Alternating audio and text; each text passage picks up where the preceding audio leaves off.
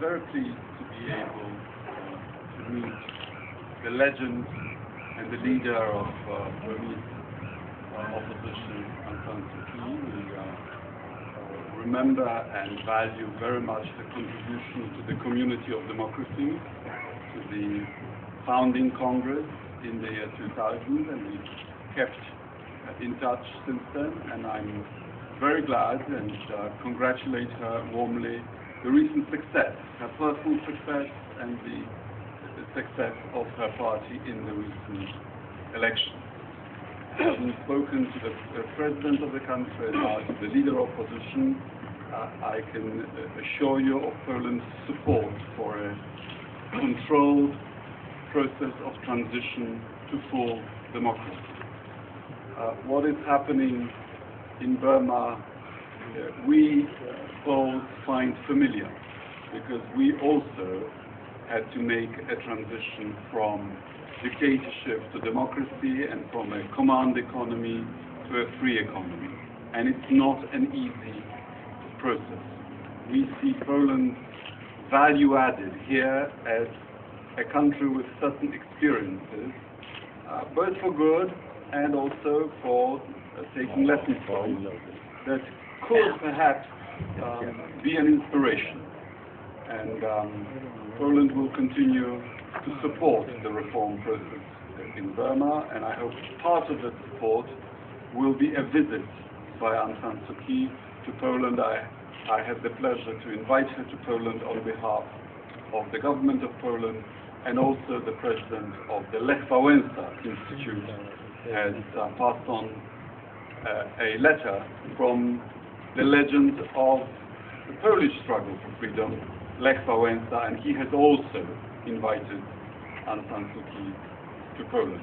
I am very happy to have met you in person at last. Good luck in everything you're doing, and good luck to the people of Burma. It's a particular pleasure for us to welcome a Polish minister to Burma, because my affection for Poland, my admiration and affection for Poland goes back many years to my childhood, when I would read stories about how brave the Poles were during the Second World War.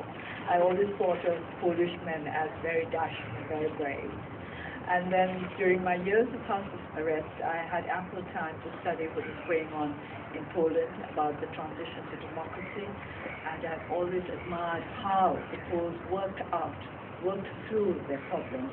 And today I was attending the town hall meeting conducted by Mr. Zakowski, and I was struck by how much we have to learn from Poland. I've always known that, but I was learning actually just sitting there through a very short session. I learned so many things, and I'm convinced that we have so much more to learn from our Polish friends, and that our transition will be all the smoother for the lessons that we can learn from those who have walked the same path before us. Now that we have an opportunity to have somebody so experienced in transition, I think some of you may wish to put some questions, and the Minister has very kindly offered to answer them. So it is open to you.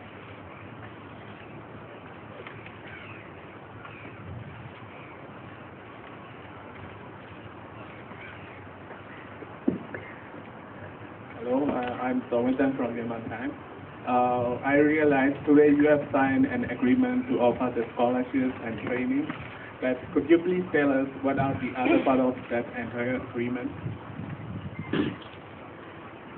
Well, there will be scholarships at a Polish mining university, because in our offer of economic cooperation, I've stressed all along that we don't just want to sell things to Burma. We want to have real partnerships in which we transfer technology and make investments here for mutual benefit.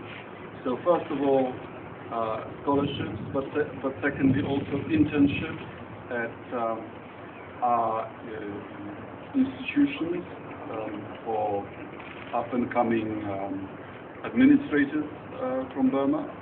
And also I hope that some people will travel to Poland to engage in a strategic game called Sense, which teaches future leaders how to run a country. It's a simulation of the challenges that one faces when one eventually takes part in governing the country. Because in every democracy, today's opposition may be a future government.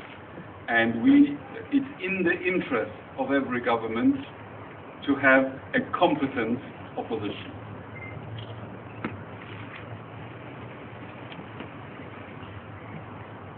Minister, I am on the road now. Which further do you support our country? It is included ethnic now and the two reality. The through Minister Nadu, Siwaila mentioning Palaka, and even a Siwaila mentioning the man and investment like this. I'm sorry, I'm not sure I understood everything. Yes, I think he was putting the question to me, asking me in which kind of areas we would like Poland to invest. We've been, I think perhaps I'd better answer in English for everybody's benefit. So with regard to investment, we've discussed this matter. It's not just where you invest, but how you invest, which is very important.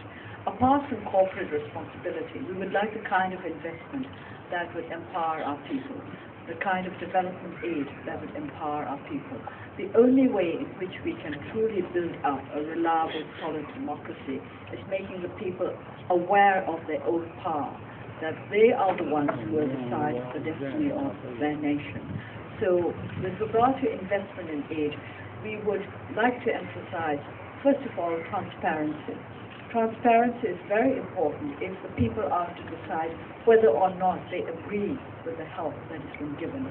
And then together with transparency, of course, should come accountability. And the how, basically, would be in a way that will empower the people and decrease their dependency on the government. We also discussed the need for balancing the investments in ethnic terms. Yes, I always ask that those who are thinking of giving development aid or investing in Burma should consider having programs not just in the mainly Burmese areas, but in the ethnic nationality areas as well, that they should always try to balance one with another. Because although our people are poor, I think in the mainland, I think in the ethnic areas they're even poorer and even in greater need of even more aid. We would very much welcome visitors from Burma, from both sides, the government and the opposition, to take a look at how we have structured the relationship between our much smaller, but our ethnic minorities and the majority ethnic group. In our ethnic areas, in areas where there is more than 20% of people from an ethnic minority, you can put street signs in both the official language and the minority language. You have ethnic minority schools. You can write your official documents in the language of the ethnic minority that lives in the area. And we have privileges for access of ethnic minorities to parliament. In general, any political list needs at least 5% of all the votes cast to make it into parliament. But there is an exception for ethnic minorities, which is why for the last 20 years we've had at least one MP from the German minority, even though they of course don't make the 5% because there are far fewer of them. These are policies that allow the ethnic minorities to feel that they are respected, and I can assure you they don't make us feel threatened as to the unity of our state.